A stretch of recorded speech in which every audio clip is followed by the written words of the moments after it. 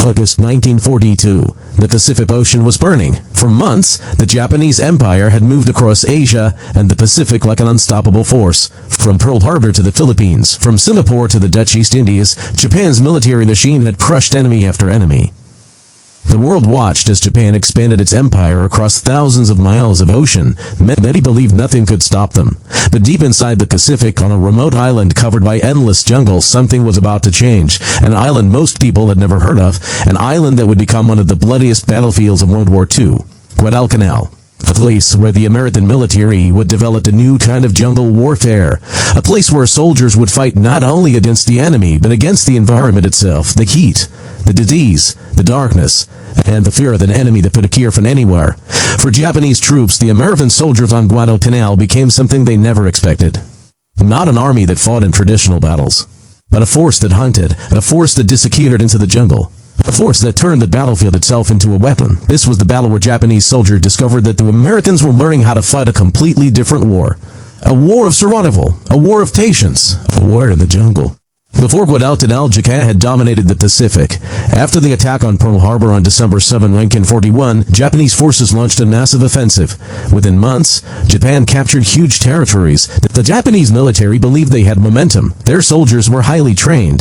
Their navy was powerful. Their commanders believed they understood warfare better than their opponents. The Japanese army had a reputation for discipline and determination. They believed surrender was unacceptable. A soldier was expected to fight until death. This mindset created one of the most feared military forces of the era. But the United States was preparing a response. After months of recovering from the shock of Pearl Harbor, America began building a military force unlike anything the world had seen. Factories produced weapons at incredible speed. Millions of men joined the armed forces, and American commanders began searching for the first major offensive against Japan. They found their target in the Solomon Islands, specifically Guadalcanal. Guadalcanal was not important because of its size. The island was remote, hot, covered with thick tropical jungle. Rain fell constantly. The landscape was brutal. But Japan was building something there. An airfield. The Japanese understood that controlling airfields in the Pacific meant controlling the skies. An airfield on Guadalcanal could threaten Allied supply routes and help Japan expand farther south. The Americans knew they had to act. If Japan completed the airfield, stopping their advance would become much harder. So the United States made a decision. They would launch their first major ground offensive of World War II. The mission was called Operation Watchtower. The objective, take Guadalcanal. On August 7, 1940, thousands of American Marines landed on Guadalcanal. The Japanese defenders were caught by surprise. The Marines quickly captured the unfinished airfield. Later, it would become known as Henderson Field. At first, everything seemed to be going according to plan. But the Americans were about to discover something terrifying. Capturing the island was only the beginning. Holding it would be the real battle. Because Guadalcanal was not just a fight against Japanese soldiers. It was a fight against nature itself. The jungle of Guadalcanal was unlike anything many American troops had experienced. The air was heavy and wet. The temperature was extreme. Uniforms stayed soaked. Weapons rusted quickly. Boots fell apart. Every movement through the jungle was exhausting. And danger was everywhere. The soldiers could not see far ahead. A few meters into the trees, everything disappeared into darkness. The jungle created a constant feeling that someone was watching, because someone often was. Japanese soldiers were experts at camouflage. They could hide in trees, behind bushes, inside trenches. They could wait for hours without moving, then suddenly attack and disappear again. American troops quickly learned that traditional battlefield tactics did not work here. There were no open fields, no clear front lines, no easy victories. The jungle changed everything. The Japanese military initially believed they could easily defeat the American landing force. They underestimated the Marines. Japanese commanders sent troops to retake Henderson Field. They expected a quick victory. Instead, they walked into a nightmare. The Americans had prepared defensive positions around the airfield. Machine guns were positioned. Artillery was ready. The Marines were waiting. When Japanese forces attacked during the night, they faced something unexpected. American firepower. The jungle exploded with gunfire. Flashes of light cut through the darkness. Japanese soldiers charged forward through difficult terrain, but American defenders refused to break. The attacks failed, and slowly Japanese troops began realizing something. The Americans were not the same enemy they had sought before. The Japanese military had expected Americans to depend mainly on technology and numbers, but Guadalcanal showed them a different reality. American soldiers adapted.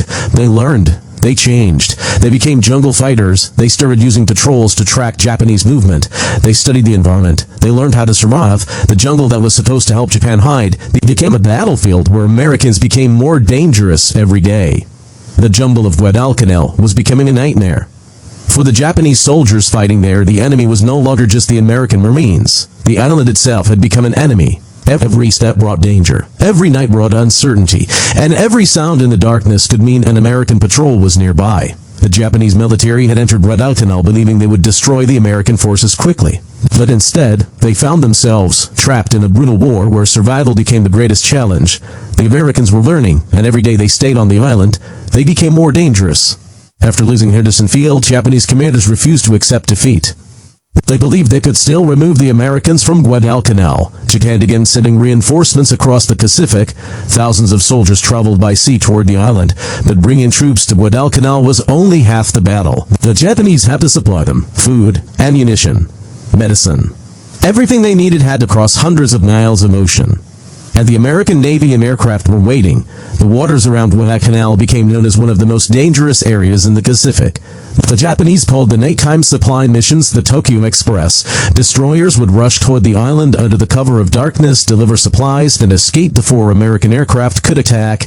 But even with these missions, the Japanese forces on Guadalcanal were slowly running out of resources. The biggest enemy for Japanese troops was not always the American rifle, it was exhaustion. The jungle was unforgiving. Soldiers marched through thick mud. They crossed rivers. They carried heavy equipment through endless vegetation. Many became sick. Diseases spread quickly. Malaria, dysentery, tropical infections. The environment weakened entire units. Japanese soldiers who had once been considered elite fighters were now fighting hunger, illness, and exhaustion. Many were forced to survive on extremely limited supplies. Some soldiers went days without proper food.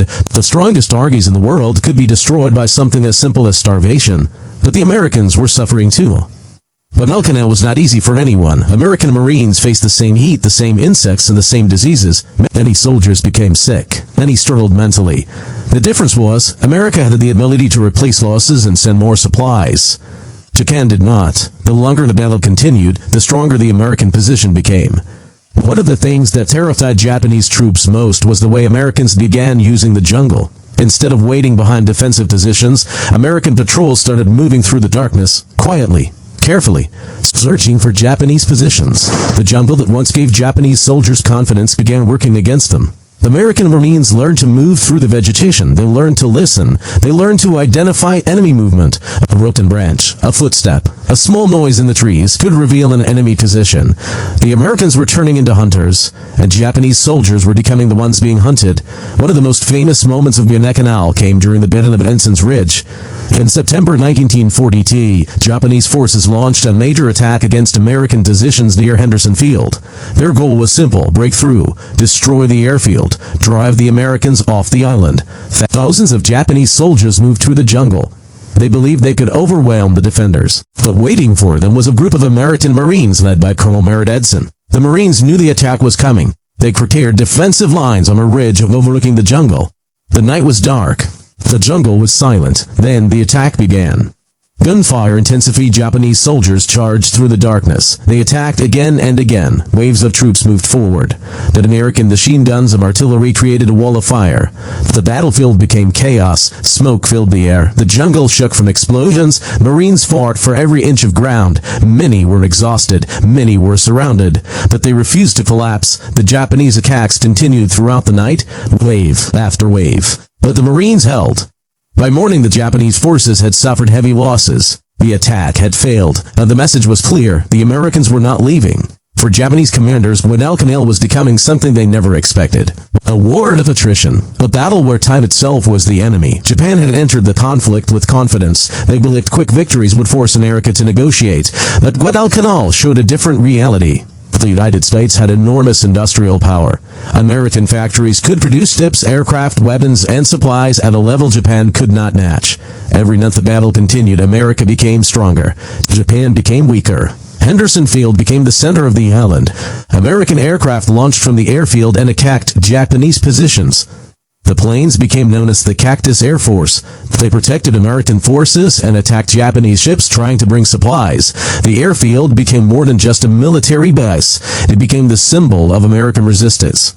As long as Henderson Field remained operational, Japan could not control Guadalcanal.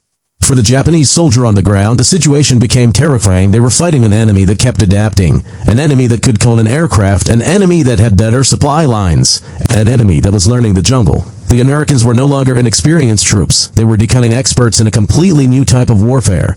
The fighting on Guadalcanal continued for months. The battles became some of the most intense of the entire Pacific War. At sea, ships clashed in deadly battles around the island. On land, soldiers fought through impossible conditions. There were no easy victories, no comfortable days, only survival. By the end of 1942, Guadalcanal had become a nightmare for the Japanese Empire. What was supposed to be a quick operation had turned into a battle that consumed thousands of lives. The Japanese military had entered the island with confidence. They believed the Americans would eventually break. They believed their soldiers' discipline and fighting spirit would overcome any obstacle. But Guadalcanal proved something different, a determined enemy, a powerful supply system. And a new style of jungle warfare could defeat even the most experienced soldiers. For Japanese troops still fighting on the island, the situation became desperate. The jungle was destroying their strength. Many soldiers were weak from hunger. Some had almost no ammunition. Medical supplies were limited. Reinforcements were difficult to send. The Japanese soldiers were not only fighting American Marines, they were fighting starvation. The island became a place where survival itself was a victory. Some soldiers described the battlefield as a place where the living and the dead were impossible to separate. The jungle covered everything, destroyed equipment, abandoned positions. The remains of battles fought in darkness. The Americans, meanwhile, continued improving. The Marines who arrived at Guadalcanal in August 1942 were learning a painful lesson. Jungle warfare was different. Traditional battlefield ideas did not always work. The enemy could be anywhere. The terrain could hide an entire army. The weather could become more dangerous than bullets. But American forces adapted. They developed new patrol tactics. They improved communication. They learned how to move silently through the jungle. They created defensive positions designed specifically for the environment. The jungle was no longer a mystery. It became a battlefield the Americans understood. By early 1943, Japanese commanders realized Guadalcanal could no longer be held. The island had become too expensive. Too many soldiers had been lost. Too many supplies had disappeared. The Japanese military made the decision to withdraw. In February 1943, Japan secretly evacuated thousands of troops from Guadalcanal. The Americans had won, but the victory came at a huge cost. Thousands of American and Japanese soldiers had been killed.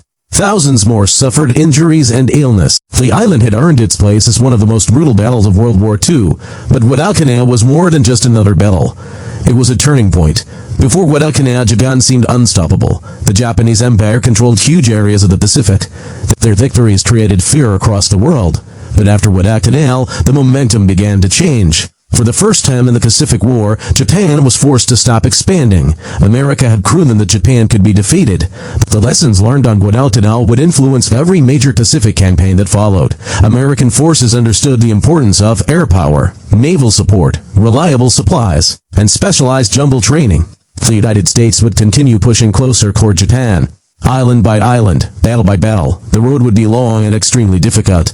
But Guadalcanal showed that victory was possible. For Japanese soldiers, the battle created a new fear. Not because American troops were unbeatable, not because they were invincible, but because they represented something Japan had underestimated. A nation that could recover, a military that could learn, an enemy that could adapt faster than expected. The Americans on Guadalcanal were not the same force Japan had attacked at Pearl Harbor. They were becoming stronger every month. The jungle warfare of Guadalcanal changed how armies viewed combat in tropical environments. The battlefield was no longer just about weapons. It was about survival, understanding the environment, using patience, controlling resources, and adapting faster than the enemy. The Americans discovered that the jungle could be turned from an obstacle into an advantage. Every trail, every hill, every hidden position could become part of a strategy. Today, Guadalcanal is remembered as one of the most important battles of World War II. It was not the largest battle, it was not the final battle, but it was the moment when the Pacific War began to change. a place where American forces learned how to fight in one of the harshest environments on Earth, a place where Japanese troops discovered that the war they expected was not the war they were facing. The jungle was dark, the conditions were brutal, the fighting was terrifying. Then on that remote island in the Pacific, history changed, because Guadalcanal proved one thing: even the strongest military can be stopped when the enemy refuses to give up. If you enjoyed this World War II documentary, subscribe for more untold stories from the battles that changed history.